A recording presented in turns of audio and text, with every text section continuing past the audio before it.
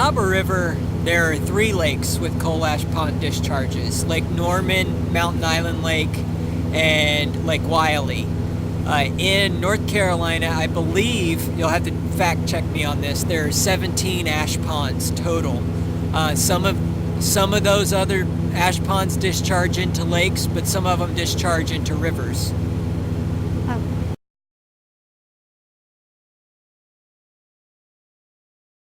Well, Catawba Riverkeeper Foundation sampled the outfall that we're going to right now from Riverbend Steam Station into Mountain Island Lake. And we sampled the water back in April of 2010, and we found concentrations of arsenic, of barium, selenium, and mercury in that water.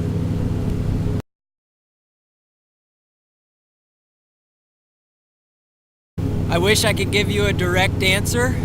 We sampled fish tissue back in April as well, and we found arsenic and mercury and selenium in that fish tissue sample.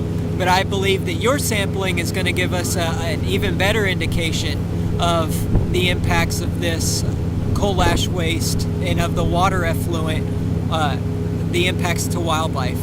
So I'm glad you're doing it.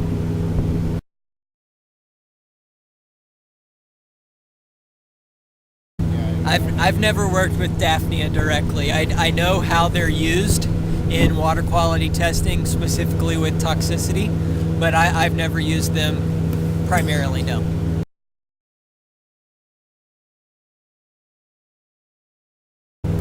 What inspired me?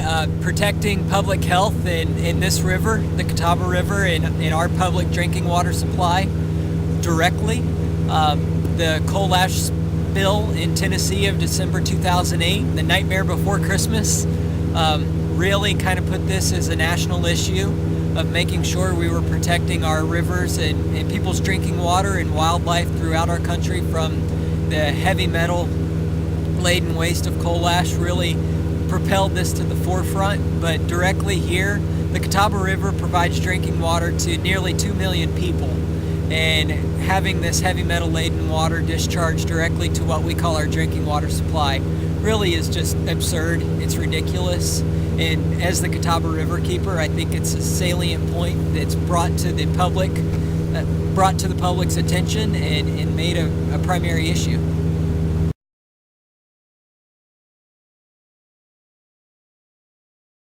I'm out on the boat at least once a week, whether that's collecting samples or addressing some other potential pollution problems. It differs per week, but we are out getting samples at least once a month.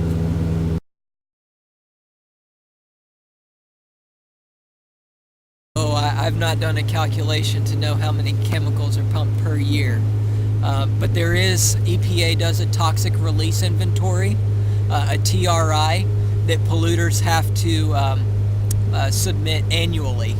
They don't do it monthly, but they do it annually.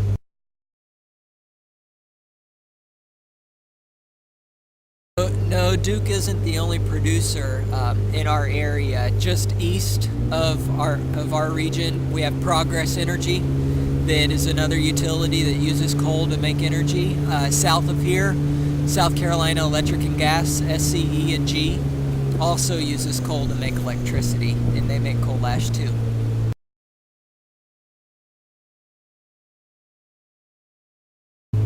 Daphnia and Cereodaphnia are the primary organisms used for toxicity testing. Fathead minnows, Pemephames primilius, are also used when testing fish for toxicity. That's another organism. That's not a microorganism, like you asked.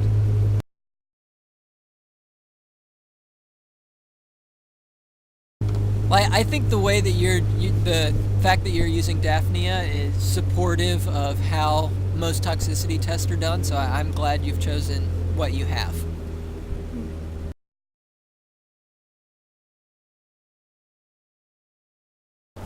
We primarily focus on water quality, primarily just because of the time it takes for the biodiversity sampling of various species for richness and abundance. But we use other methods and other state data for biodiversity studies.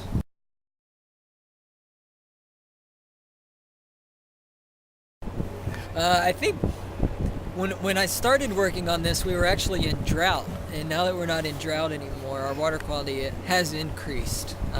It's gotten better, but this type of issue is chronic. It's not an acute problem because those ponds discharge constantly, and so they're always adding more and more metals to the river, meaning it's not going away, meaning it's not really a question of increasing or decreasing. It's, are we going to stop the input of heavy metals to our drinking water?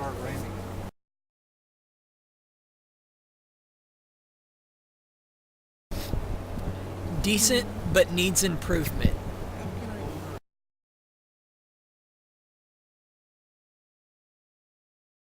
Okay, on a scale of 1 to 10, I'd rank North Carolina's coal ash problem, with 1 being the best and 10 being the worst, probably about an 8, because we have so many coal ash ponds in this state that historically have not been checked, are very infrequently monitored, and are on drinking water supplies that all North Carolinians depend on.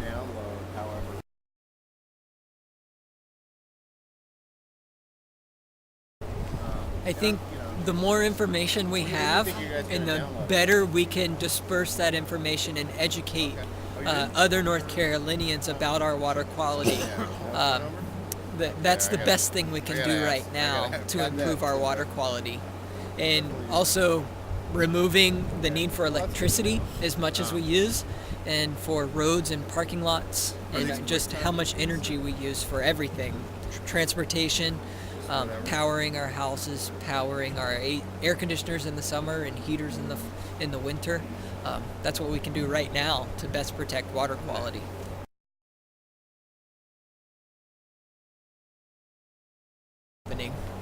I hope we have no chance of that happening, but it is something that lingers in the back of your mind, because it has happened. We know it can happen, and we never know what Mother Nature will bring in terms of rainfall. And we also just are left to the engineering devices of the safety and stability of the dams that hold all that waste back.